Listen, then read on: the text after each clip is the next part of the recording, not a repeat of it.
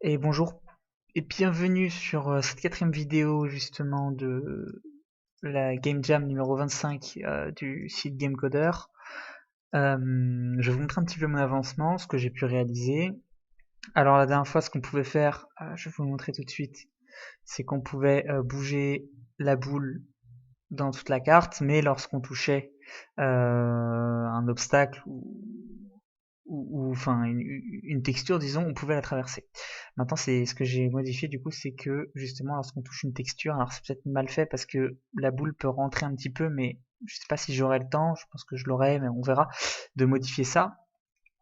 Sinon voilà, donc je suis assez content finalement de tout mon, enfin de mon avancement, c'est assez gratifiant.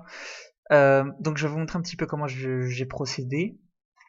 Je vous rappelle du coup que j'avais ouvert un fichier level dans lequel du coup j'ai affiché mes textures, enfin oui, un fichier level dans lequel il y avait la table level et dans laquelle j'affichais mes textures, bien sûr après les avoir rentrées dans ma fonction load. Donc là il s'agissait justement de créer les collisions. Pour ça j'ai pas ouvert un nouveau fichier comme je comptais le faire au début. Ce que j'ai fait, c'est que j'ai initialisé une nouvelle table du coup dans ma table de level. J'ai initialisé une nouvelle table qui est ici. Level.call est égal à truc. D'ailleurs, call, faudrait que je le change parce que ça fait penser à colonne alors que c'est collision. Euh, et donc du coup, voilà, elle va, disons, se remplir dans la fonction level.draw. Level.draw, bien sûr, que j'appelle dans mon fichier main. Euh, Voilà pour ça. Alors qu'est-ce que j'ai fait? Donc j'ai pas changé le code, hein.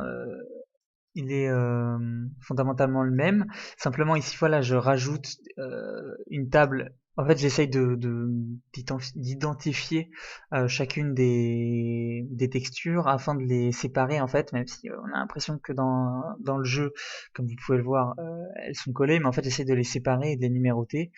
C'est ce que je fais ici. J'ai eu beaucoup de galères parce que souvent ça me disait qu'il y avait des problèmes, que comment dire, que le numéro de ma colonne, ma ligne n'était pas bon. Enfin, il y avait un problème dans l'indice de mes colonnes ou de mes lignes. Euh, Aussi, il y a eu un problème que j'ai eu qui m'a bien fait péter un plomb, mais du coup, je suis deux fois plus content d'y être arrivé.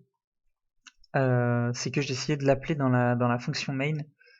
Alors, enfin, là, je prends un peu les choses dans le mauvais sens. Donc voilà, donc là, j'ai en mémoire, disons, chacune des textures, j'ai leur position sur la carte, d'accord? Et du coup, ensuite, j'ai créé une fonction collision, level.collision, dans laquelle je prends la position de ma boule, avec cette petite formule mat.floor, donc c'est la partie entière de mon x et de mon y en ajoutant 1, et je retourne vrai si justement ma boule est sur une texture, et faux si ça n'est pas le cas. Je vous rappelle que ma partie noire ici n'est pas une texture, en fait il n'y a rien, c'est comme si c'était le vide et les autres s'en sont. Voilà, donc ensuite j'applique à chaque fois bien sûr dans mon draw level.collision et euh, ça me retourne vrai ou faux. Et ainsi, alors je sais même plus où est-ce que je peux voir. Voilà, si if niveau égale tout, point touche égale true, alors du coup on revient au début en fait. Je l'appelle du coup dans ma fonction hero.